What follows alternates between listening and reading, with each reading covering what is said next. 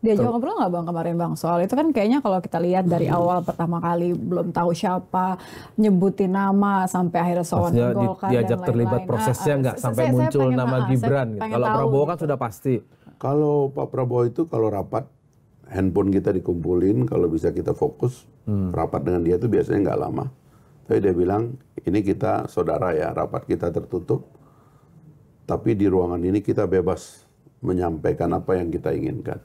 Termasuk kalau nggak setuju? Oh iya, silakan. Gitu. Kalau lihat secara timeline, kemunculan Gibran itu mulai intensif di beberapa minggu terakhir sebelum dideklarasikan. Sebenarnya kan fenomena Gibran itu tidak bisa dihindari dari fenomena gagasan rekonsiliasi yang beliau mulai dengan Pak Prabowo tahun 2019 ya. Setelah Pilpres beliau menang, kami juga ketemu waktu itu sekalian melaporkan kita mau bikin partai, apapun kan beliau presiden ya. Jadi kita cerita bahwa kita punya gagasan baru. Nah, sampaikan dan kita ajukan juga usul tentang rekonsiliasi. Dan Pak Anies nih ketua umum kita ini kan orang yang punya wawasan geopolitik yang sangat bagus ya. Waktu itu beliau bilang, belum ada krisis loh 2019. Pak, akan ada krisis Pak, krisis besar di dunia. Kita belum tahu apa, tapi ini kelihatannya pola-polanya ada. Ceritain. Nah, terus gimana ya? Kita mesti bersatu. 2 kali pemilu ini, 2019-2014, pembelahan ini nggak boleh dibiarkan. Elit paling tidak harus disatukan gitu. Dan betul, habis itu kan Pak Prabowo diajak masuk, Pak Sandi juga, lalu habis itu meledak COVID kan. Sebenarnya kebayang sih komplikasi betapa rumitnya politik kalau pada waktu itu ada oposisi yang hampir 50% loh kekuatannya di parlemen itu. Ya alhamdulillah COVID kita atasi dengan baik. Kemudian ketegangan Laut Cina Selatan yang punya efek pada perekonomian dunia secara umum itu kita atasi juga. Habis itu perang Rusia-Ukraina kan. Itu luar biasa itu Pak Jokowi. Jadi boleh dibilang kemunculan Gibran kalau sampai nanti besok didaftarkan. Nah, itu kan kita asumsikan sudah dideklarasikan. Itu adalah setengah jawaban dari satu rekonsiliasi, kedua menghadapi krisis besar dan Gibran salah satu jawabannya. Jadi nah sebelum sampai ke situ kan akhirnya kan beliau memang ingin menjaga koalisi besar kan.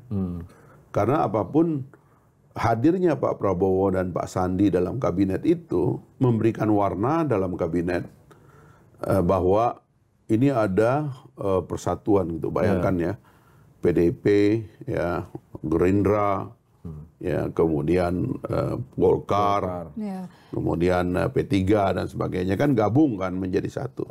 Memang ada ongkosnya, tapi ini ongkos terjadi di seluruh dunia. Yaitu melemahnya oposisi. Secara umum krisis-krisis ini membuat orang tuh jadi tidak kritis sebenarnya, tetapi kita itu melegalkan dengan platform rekonsiliasi. Jadi kita nggak pura-pura gitu, jadi tidak kritis dan sebagainya, karena kita menyadari. Karena itulah waktu itu antara parlemen dan pemerintah juga ada understanding. Bahkan sebenarnya saya ingat gitu waktu menyusun undang-undang MD3 atau revisi. Saya kontak istana kan, Pak rekonsiliasi di undang-undang MD3 gimana gitu. Udah kalau bisa semua partai jadi pimpinan parlemen. Itu yang terjadi. Coba lihat sekarang di Senayan itu ada 9 partai politik, semua jadi wakil ketua MPR.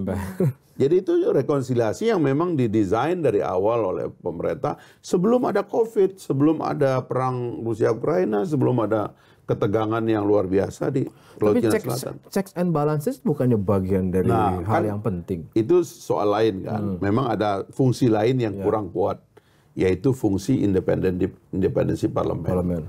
Sebenarnya fungsi independensi parlemen itu isu lain sebenarnya, karena penguatan kabinet itu bukan pelemahan legislatif. Sebab presiden itu kan dalam sistem presidensial tidak bisa dijatuhkan oleh parlemen.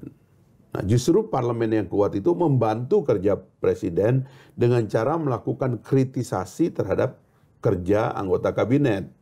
Sebenarnya kan begitu. Jadi presiden sebenarnya senang kalau parlemennya kuat.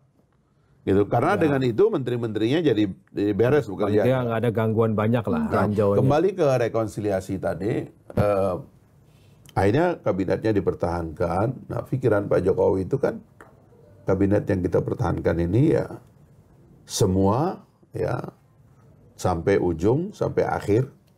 Dan di akhir kalau ada tantangan silakan, tapi clear. Karena tidak ada platform yang bisa membedakan antara yang di sana dengan yang di sini, kecuali bahwa mengkritisi apa yang sudah berjalan dengan sesuatu yang baru.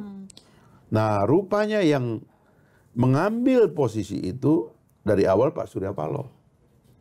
Gitu loh. Jadi makanya ada euforia waktu itu mengatakan Anies Baswedan adalah antitesis daripada Pak Jokowi. Sebenarnya itu positioning yang bagus. Kalau memang itu ya. Kalau memang mau diambil gitu, karena memang kebayang waktu itu di ujung, memang Pak Jokowi itu pikirannya waktu itu bisa nggak meskipun nanti kita pisah, kita ngomong baik-baik deh. Karena apapun kan harus ada pilpres, dan pilpres itu kan apapun kan harus minimal 2 calonnya kan. Kan difikirkan waktu itu, karena ini udah jalan nih rekonsiliasi. Bisa nggak yang di ujung ini kita nah, rupanya menurut yang saya dengar itu tidak ngomong keluar itu. Waduh, perahu sekoci pertama keluar. Nggak ngomong. Akhirnya ada damage-nya di situ gitu. Dan setelah itu kemudian perahu sekoci kedua keluar lagi Pak Ganjar. Itu masalah lagi. Tetapi ide besar untuk membuat rekonsiliasi itu nggak hilang. Karena memang pada dasarnya itu yang mau dipertahankan.